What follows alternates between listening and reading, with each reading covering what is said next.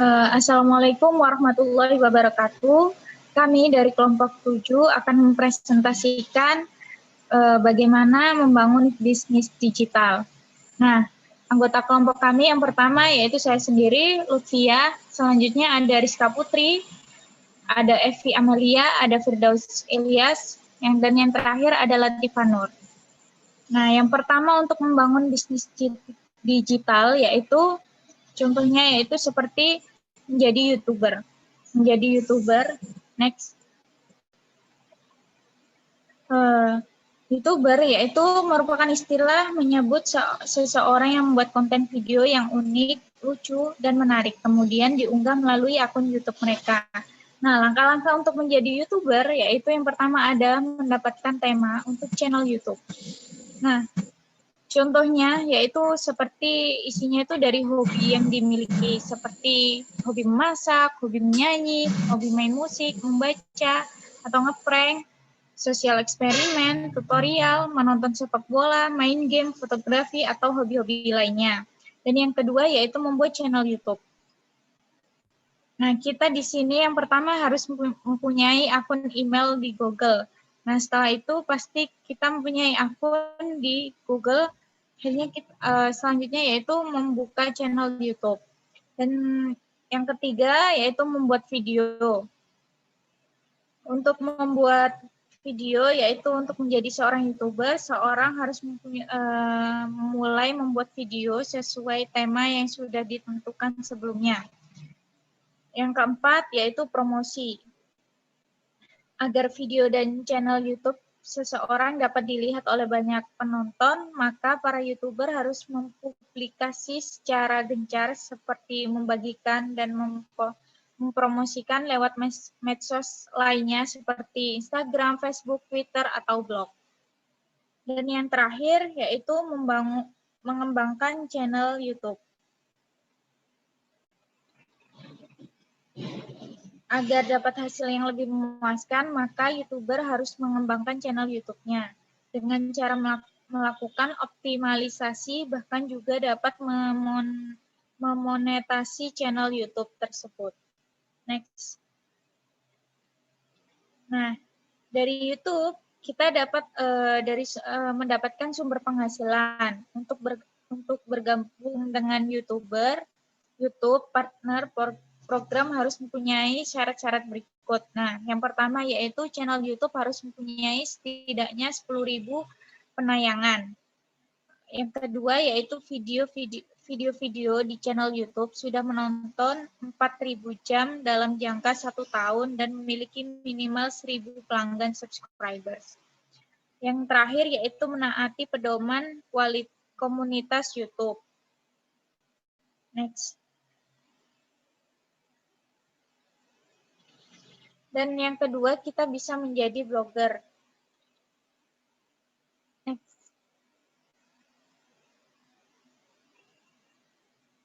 Untuk menjadi blogger, jadi blogger itu sesuai perkembangan blog John Brager mencetuskan istilah weblog pada situs web Robert Wisdom miliknya pada tahun 1997 yang berasal dari kata web dan blog.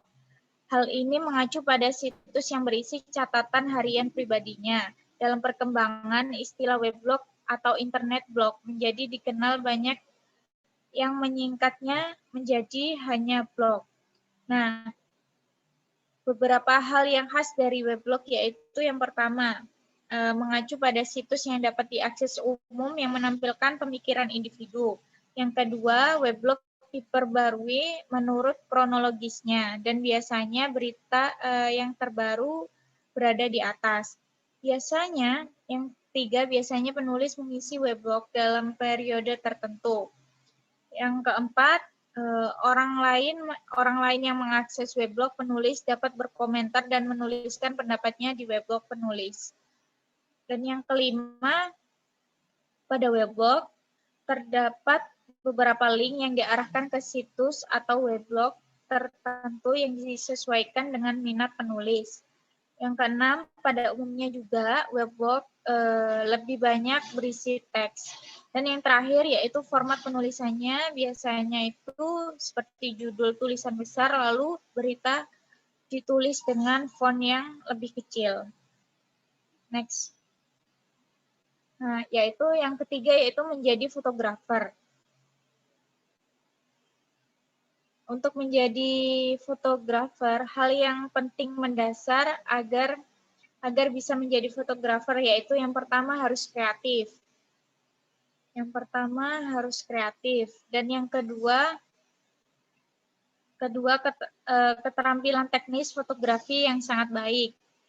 Yang ketiga memiliki komunikasi yang baik.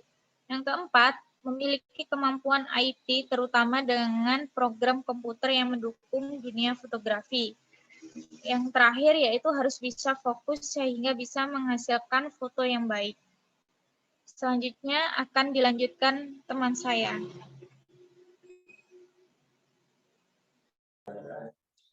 Selanjutnya yaitu menjadi instruktur online. Next. Syarat untuk menjadi instruktur online itu ada beberapa. Yang pertama, memiliki materi khusus yang berkualitas, bermanfaat bagi peserta kursus, baik dari profesi, pekerjaan, pengalaman, maupun studi literatur. Yang kedua, memiliki kemampuan presentasi yang bagus, jelas, dan singkat, pencapaiannya, serta menggunakan tata bahasa yang baik dan benar. Yang ketiga, suara di video kursus harus terjaga dengan intonasi yang baik dan jelas pengucapannya. Yang keempat, jika instruktur menampilkan diri di presentasi dalam video harus dengan gerak-gerik atau gestur yang profesional, sopan, dan menarik, serta menggugah peserta kursus. Yang kelima, bertanggung jawab sepenuhnya terhadap segala materi kursus online yang diajarkan di situs, contohnya di situs Mahir ID. Yang keenam, bersedia untuk tidak menuntut situs jika terjadi kehilangan dan atau kerusakan perubahan pada materi yang dimuat. Yang ketujuh, memastikan dan menyatakan bahwa semua data yang diberikan kepada situs baik pada saat mendaftar sebagai instruktur maupun selama proses kegiatan belajar berinteraksi sebagai instruktur adalah data terbaru dan benar, sesuai dengan hukum dan aturan perundang-undangan yang berlaku. Dan yang terakhir yaitu mengikuti arahan dan saran dari tim review yang memeriksa materi kursus online yang akan dimuat di situs tersebut. Next. Selanjutnya yaitu menjadi pengarang untuk orang lain. Hal-hal menjadi pengarang untuk orang lain yang pertama yaitu rajin membaca karya tulis terkenal. Maksudnya yaitu sudah menjadi tips khusus bagi siapapun yang ingin menjadi penulis terkenal. Sering-seringlah membaca tulisan dari hasil karya penulis terkenal favorit masing-masing seseorang. Dengan ini maka akan menjadi familiar teknik penulisan yang baik yang bisa berebut hati pembaca. Yang kedua, catat semua ide atau topik yang Anda temukan dimanapun dan kapanpun. Maksudnya yaitu kenapa setiap orang yang ingin menjadi penulis itu harus membawa buku catatan kecil setiap kali pergi kemanapun, karena buku itulah yang akan menjadi tempat di mana setiap ide dan topik ditemukan baik sedang ada di dalam perjalanan maupun berada di suatu tempat. Yang ketiga, perbanyak waktu untuk belajar menulis. Yang keempat, sesuaikan dengan target pembacaan. Yang terakhir yaitu luruskan niat dan misi menulis. Banyak penulis yang sudah menjadi terkenal membagi tips mereka menulis secara gratis di seminar ataupun media online seperti di Asma Nadia. Tips menjadi penulis yang baik menurut Asma Nadia tersebut adalah membuat pekerjaan menulis menjadi pekerjaan ibadah yang bisa menebarkan manfaat kepada seluruh pembaca. Next. Yang keenam yaitu menjadi pembuat chatbot. Next.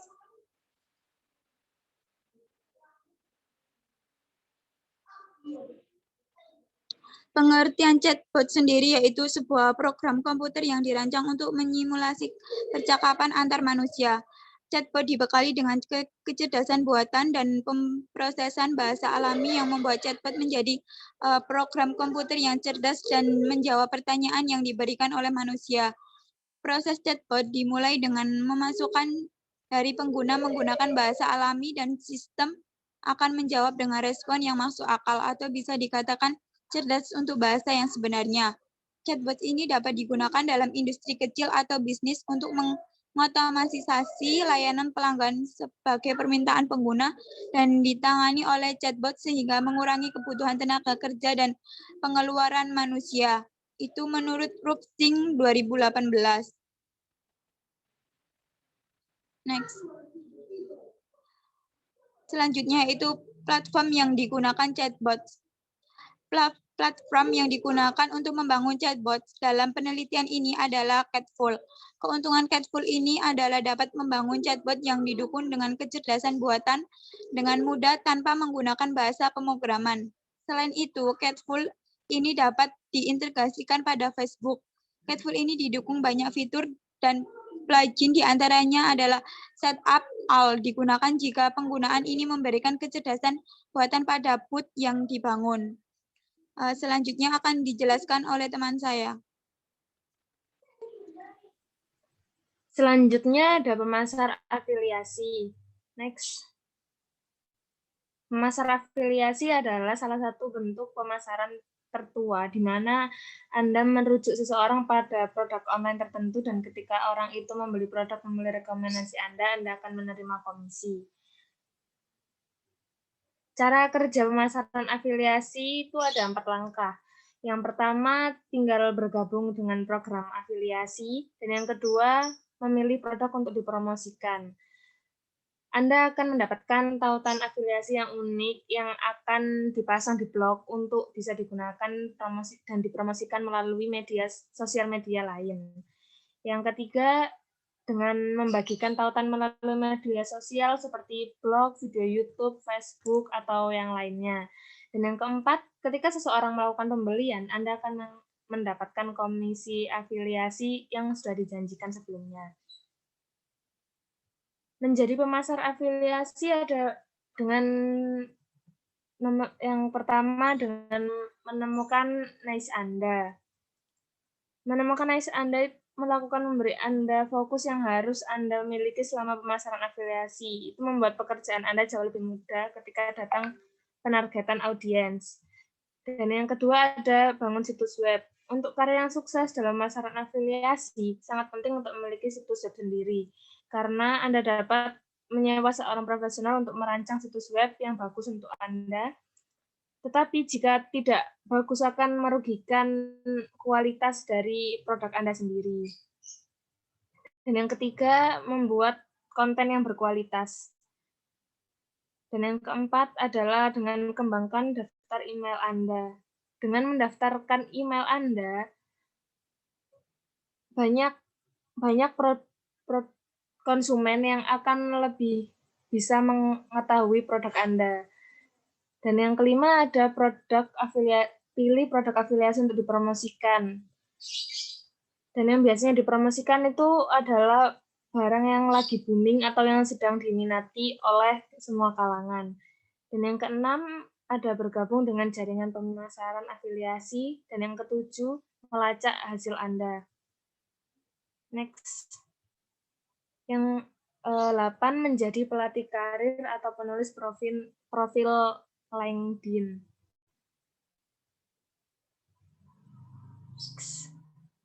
Menjadi pelatih karir itu dengan cara memulai dengan wawancara mendalam kepada audiens.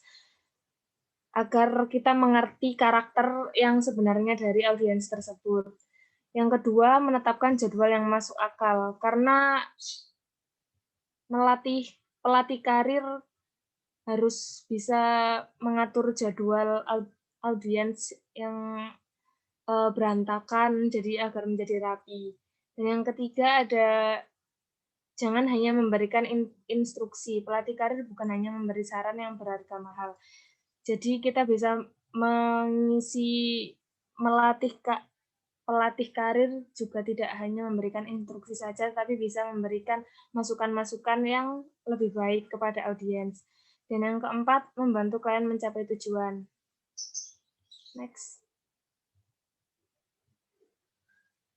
Dan yang menjadi penulis profil LinkedIn dengan cara menggunakan foto profil yang profesional, karena menggunakan foto profil profesional akan membuat first impress orang yang melihat bisa mengerti sedikit tentang kalian. Dan yang kedua, pilih headline profile yang tepat. Yang ketiga, gunakan ringkasan Anda. Pada bagian ringkasan, isilah dengan rangkuman karir Anda yang hingga saat ini Anda capai. Dan ada yang keempat, sorot pengalaman Anda.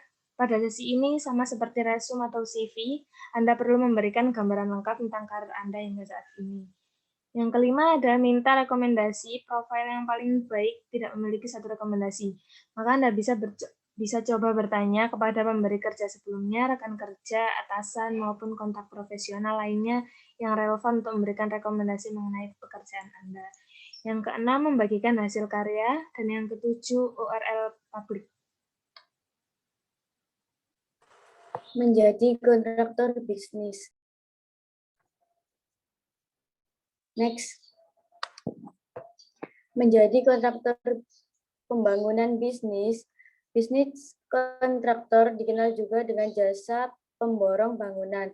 Jenis usaha yang dikerjakan pun cukup beragam. Menurut LPJK atau Lembaga Pengembangan Jasa Instruksi, terdapat 4 bidang jasa pelaksana konstruksi yang meliputi yang pertama adalah arsitektur. Contoh yang ada dalam bidang arsitektur itu kayak perumahan tunggal, perumahan multihunian, bangunan komersial, dan lain-lain. Dan yang kedua adalah dalam bidang mekanikal. Contohnya adalah instalasi pemanasan, perpipaan, pipa gas, dan lain-lain. Dan yang ketiga adalah elektrikal, contohnya kayak pembangkit tenaga listrik energi baru, jaringan transmisi tenaga listrik. Yang keempat adalah sipil, contohnya adalah jalan raya, jalan kereta api, lapangan terbang, jalan layang, dan lain-lain. Next.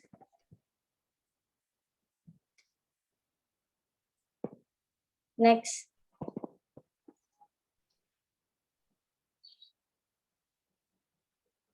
Tips membangun bisnis kontraktor. Menjadi seorang kontraktor bukan siapa saja, asal ia memiliki keinginan belajar yang kuat meski masih minim dengan pengalaman. Apabila Anda ingin masuk pada bisnis kontraktor, maka sebaiknya lakukan pekerjaan sederhana terlebih dahulu, misalnya dengan membangun rumah tempat tinggal dan ruko.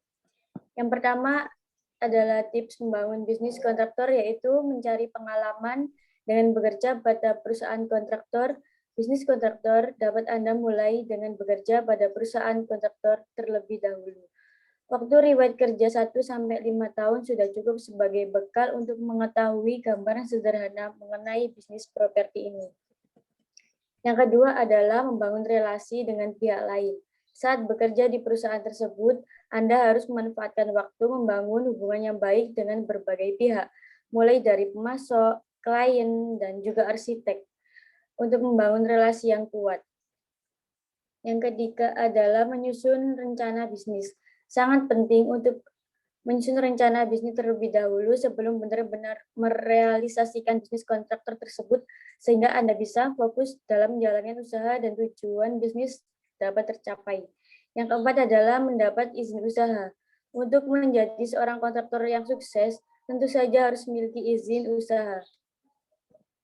Sehingga sebelum benar-benar mendirikannya, maka daftarkan perusahaan agar mendapatkan izin usaha. Dengan izin usaha ini, maka klien akan lebih percaya pada perusahaan Anda.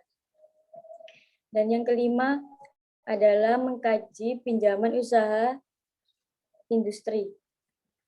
Di dunia bisnis kontraktor ini, biaya yang dibutuhkan cukup besar, termasuk untuk membeli bahan baku material, membayar kontraktor, membayar tenaga kerja, dan masih banyak lagi.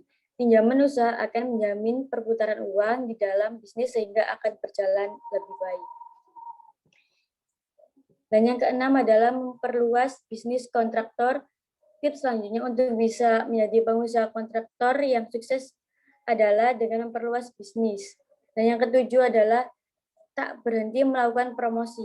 Untuk menjadi kontraktor yang hebat, Anda harus senantiasa melakukan promosi sehingga jasa usaha kontraktor yang Anda bangun lebih mudah dikenal masyarakat dan banyak manfaat. Next. Menjadi entrepreneur. Pengertian entrepreneur memang sedikit berbeda dengan pengertian dari pengusaha. Meskipun banyak yang menganggap bahwa kedua hal tersebut sama.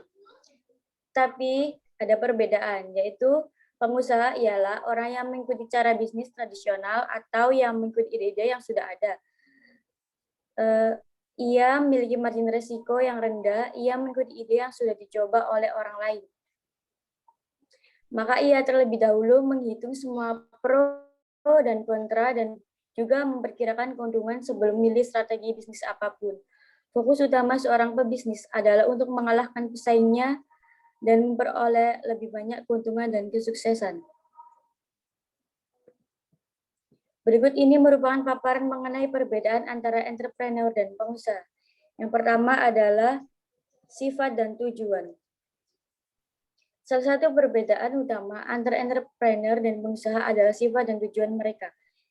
Entrepreneur mencurahkan semua upayanya untuk membuat inovasinya berhasil, dan untuk ini dia tidak peduli dengan waktu dan sumber dayanya. Tujuan utama adalah untuk memperkenalkan jalan baru kesuksesan kepada dunia. Dan yang kedua adalah rentang resiko. Dalam kasus seorang entrepreneur, kisaran resikonya lebih tinggi karena dia memperkenalkan ide-ide baru untuk bisnis. Karenanya selalu ada resiko tinggi karena jika ada ide atau strategi baru gagal, waktu, uang, dan semua sumber dayanya akan sia-sia. Dan yang ketiga adalah sikap dengan karyawan dan pelanggan. Seorang entrepreneur memiliki sifat ramah dan selalu menemukan anggota karyawan yang tidak pernah bekerja seperti mesin dan memiliki kesabaran di dalamnya. Yang nomor 4 adalah tempat kerja. Seorang entrepreneur memiliki sifat ramah sehingga tempat kerjanya tidak terbatas. Dia ingin membuat idenya sukses, jadi dia tidak punya masalah untuk berbagi tempat kerja dengan rekan kerja. Dan yang kelima adalah keahlian. Sebagai seorang wirausahawan yang memiliki akaustik, maka ia selalu siap mengambil risiko dan jika gagal dapat mengatasinya dan mencari solusi yang sesuai. Dan yang keenam adalah adaptasi. Menurut entrepreneur, dunia berkembang sehari-hari. Setiap hari berikutnya, ide, alat, dan mesin baru diperkenalkan di dunia bisnis. Yang ketujuh adalah tujuan. Mengenai perbedaan dari segi tujuan, sikap seorang entrepreneur akan lebih peduli terhadap perubahan yang ada di sekitar. Karena memang pada dasarnya seorang entrepreneur memang bertujuan untuk mengejar passion dan tujuan akhir dari seorang entrepreneur nantinya akan memberikan suatu kesenangan dan juga kepuasan tersendiri. Yang ke-8 adalah segi waktu. Seorang entrepreneur dalam perbedaannya dari segi waktu ini sangat suka untuk membuang banyak waktu dalam mendapat ide baru. Karena seorang entrepreneur ingin mendapatkan hasil produk dari ide yang dimiliki lebih sempurna. Yang ke-9 adalah visi. Dari segi visi, seorang entrepreneur selalu berpikir untuk kondisi yang akan datang sehingga selalu memiliki inspirasi untuk menciptakan suatu produk yang baru. Next.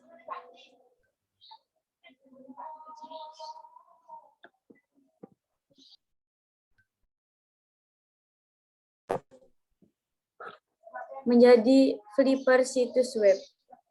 Flipper learning adalah pembelajaran yang menggabungkan pertemuan di kelas dengan pembelajaran secara online. Menurut Harreit 2013, dalam flip learning hal-hal yang bisa dilakukan di dalam kelas seperti menjelaskan materi, memberikan tugas, latihan, dan tugas rumah dipindahkan menjadi pembelajaran online. Next. Yang pertama, ada ketiga kemampuan yang diperoleh individu dari proses pembelajaran menurut Bloom dapat dikategorikan kepada 3 ranah, yaitu kognitif, afektif, psikomotor. Ketiga ranah ini dapat dijelaskan sebagai berikut. Yang pertama adalah kemampuan kognitif. adalah ranah yang mencakup kegiatan otak. Dalam ranah kognitif terdapat 6 jenjang proses berpikir, mulai dari yang terendah sampai dengan jenjang yang paling tinggi. Pertama adalah pengetahuan, yaitu kemampuan untuk mengingat kembali apa yang telah dipelajari. Yang kedua adalah pemahaman, yaitu kemampuan seorang untuk mengerti atau memahami suatu setelah suatu itu diketahui dan diingat. Yang ketiga adalah penerapan, yaitu kemampuan seorang untuk menerapkan ide-ide umum, tata cara, ataupun metode-metode teori dan sebagainya dalam situasi baru dan konkret. Yang ketiga adalah kemampuan afektif terkait dengan sikap dan nilai.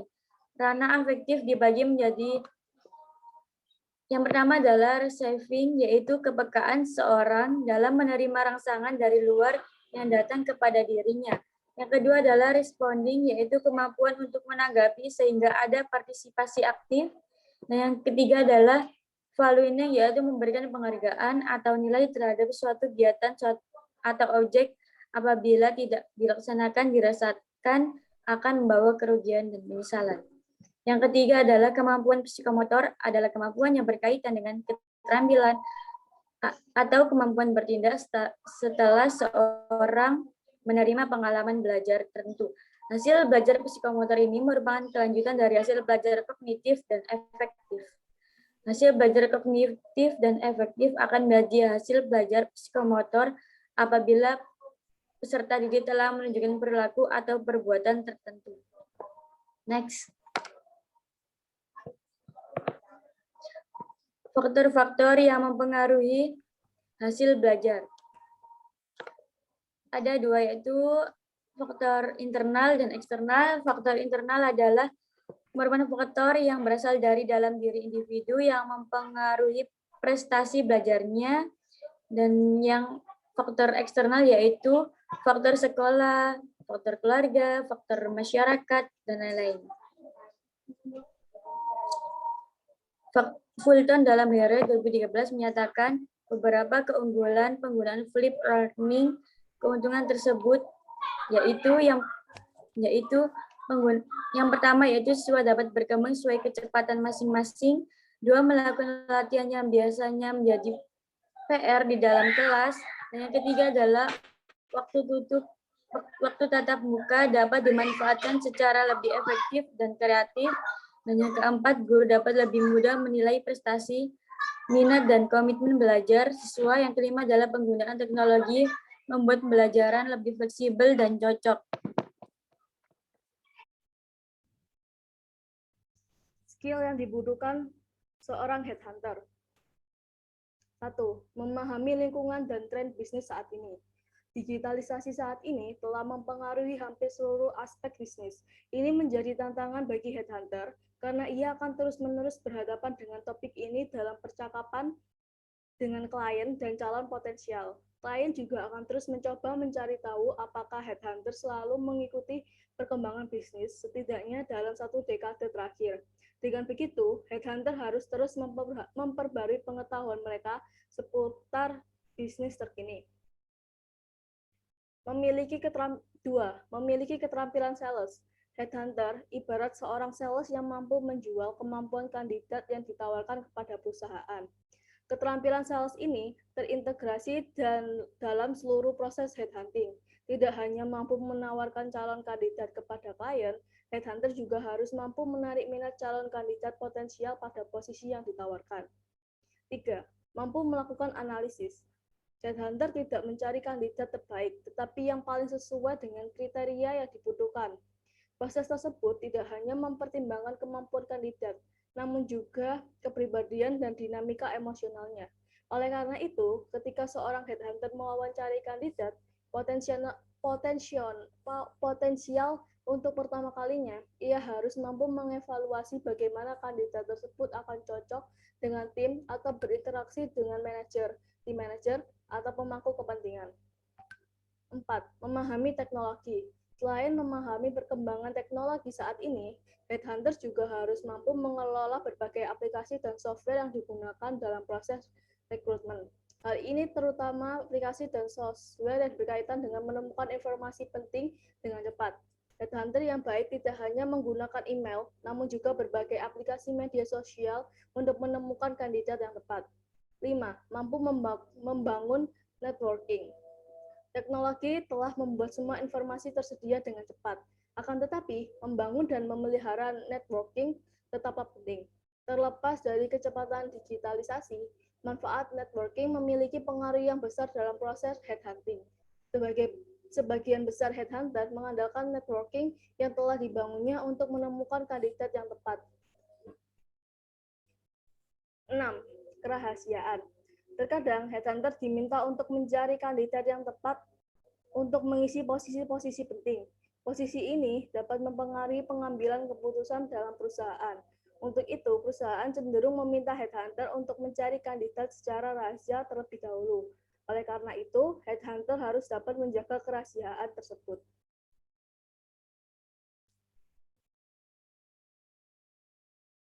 Menjadi freelancer.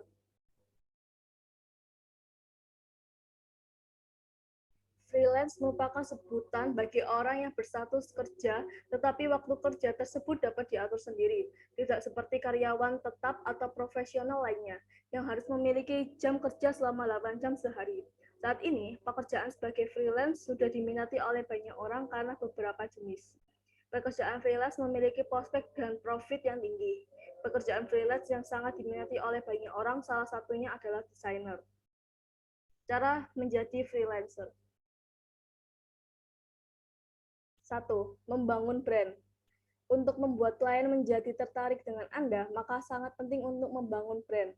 Personal branding merupakan hal pertama yang perlu dilakukan oleh freelancer.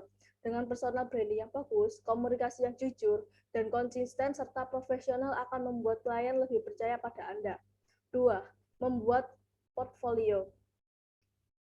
Entah sebagai freelance designer, writer, web developer, fotografer, dan sebagainya, portfolio wajib Anda miliki, sebab portfolio merupakan bukti hasil kerja yang dapat Anda tunjukkan ke klien. Semakin menarik dan berkualitas portfolio Anda, maka semakin besar peluang Anda memperoleh pekerjaan. 3. Menetapkan tarif. Menetapkan tarif mungkin adalah hal yang membingungkan bagi freelancer, terlebih kalau Anda masih pemula dan tidak tahu berapa tarif yang harus ditawarkan. Anda bisa mencari tahu rata-rata tarif dengan mengetik keyword situs freelance terbaik di mesin pencarian internet, atau jika bidang jasa Anda berhubungan dengan desain grafis, Anda bisa mengetikkan keyword situs freelance dengan gratis. Di sana Anda akan menemukan rate yang bisa ditawarkan sesuai bidang jasa Anda. 4. Mempromosikan jasa freelance. Anda perlu mempromosikan jasa freelance Anda. Caranya bisa dengan bergabung di situs freelance Indonesia agar jasa Anda lebih mudah ditemukan oleh klien. 5. Manajemen pekerjaan klien. Freelancing memiliki arti saya yang memegang kendali, mulai dari membuat jadwal, menetapkan deadline, sampai merevisi. Untuk mengantisipasi permasalahan yang mungkin muncul, Anda perlu membuat SOP sendiri. Tapi jangan lupa mengkomunikasikan SOP Anda kepada klien.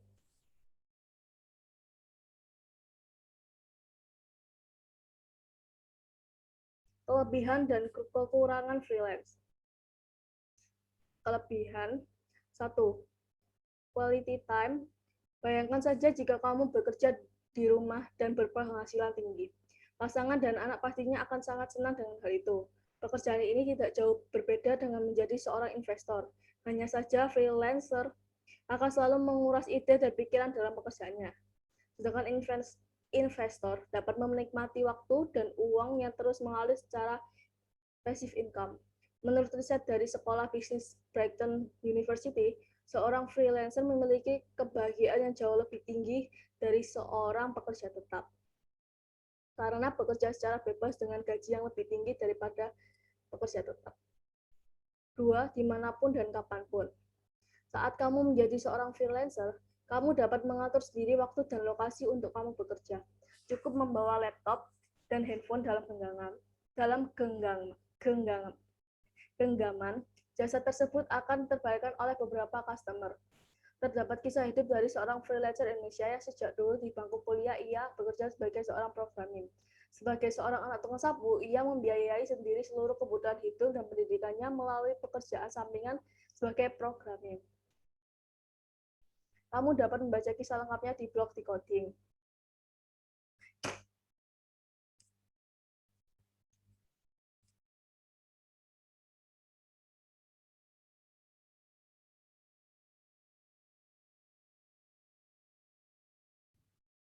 Kelebihan dan kekurangan freelance. Kelebihan, 1. Quality time. Bayangkan saja jika kamu bekerja hanya di rumah dan berpenghasilan tinggi. Pasangan dan anak pastinya akan sangat senang dengan hal itu. Pekerjaan ini tidak jauh berbeda dengan menjadi seorang investor. Hanya saja, freelancer akan selalu menguras ide dan pikiran dalam pekerjaannya. Sedangkan investor dapat menikmati waktu dan uangnya terus mengalir secara passive income. 2. Dimanapun dan kawanpun. Saat kamu menjadi seorang freelancer, kamu dapat mengatur sendiri waktu dan lokasi untuk kamu bekerja. Cukup membawa laptop dan handphone dalam genggaman, jasa tersebut akan terbayarkan oleh beberapa customer. 3. Kompetisi sehat. Dunia freelancer saat ini masih memiliki kompetisi bisnis yang tergolong sehat. Segala bentuk yang berkaitan dengan aplikasi telah memiliki izin resmi melalui pemerintah sehingga membuat pengguna merasa nyaman. 4. Prospektif. Zaman sekarang, kita tidak pernah lepas dengan yang namanya smartphone. Terdapat banyak jenis aplikasi yang dapat digunakan untuk bersosialisasi hingga hiburan di sana. Kamu akan sering menemukan banyak hal dari smartphone. Hiburan yang kamu nikmati selama ini, salah satunya tidak lepas dari jasa seorang freelancer. Animasi gambar hingga tulisan-tulisan tersebut dibuat oleh seorang freelancer. Saat ini, banyak sekali platform yang digunakan untuk memulai pekerjaan sebagai freelancer. Kekurangan, 1. Hilangnya inspirasi. Semua freelancer pasti pernah merasakan kondisi di mana otak sudah tidak sejalan dengan waktu. Seharian kadang harus berhadapan dengan coding atau desain yang sulit ditemukan, padahal ingin memuaskan customer dengan hasilnya. Jika seorang freelancer memiliki skill yang mumpuni, dapat dipastikan banyak customer yang tertarik dengan jasanya. Hal itu akan membuat jam kerja berlebihan sehingga otak akan menjadi jenuh. Saat kondisi seperti ini, seorang freelancer akan kehilangan inspirasi dalam mengolah kreativitasnya. 2. Sulit bersosialisasi. Beberapa freelancer akan memisahkan jarak dengan orang lain hanya karena ingin fokus pada pekerjaannya. Jika freelancer bekerja berkumpul dengan keluarga atau teman sepertinya, pekerjaan tersebut tidak akan selesai pada waktunya. Pada kondisi ini, freelancer akan mencari cara dengan bersosialisasi melalui jejaring sosial. Meski bersosialisasi melalui media tidak terlalu memenuhi kebutuhannya, komunitas developer atau desainer selalu menjadi teman favorit para freelancer. 3. Pembayaran macet. Setiap customer memiliki karakter yang berbeda-beda. Ada yang menyenangkan, ada yang menyedihkan. Seorang freelancer akan mendapatkan pengalaman terburuk dalam hal upah yang dibayarkan. Upaya kerja terkadang ngaret dari waktu yang telah ditentukan. Hal tersebut dikarenakan adanya customer yang kurang puas dengan hasilnya, sedangkan kemampuan kita tidak bisa melebihi kepuasan customer. 4. Hilangnya kedisiplinan diri. Pekerjaan yang menuntut batas waktu dan hasil yang baik, menurut freelancer kehilangan kemampuannya dalam mengatur waktu, sebab sesama freelancer akan selalu bersaing dalam memberi kepuasan bagi konsumen. Dunia berubah dengan cepat. Freelancer dituntut untuk meluangkan waktu sebanyak mungkin dalam belajar dan kerja terus-menerus. Sekian presentasi dari kelompok kami.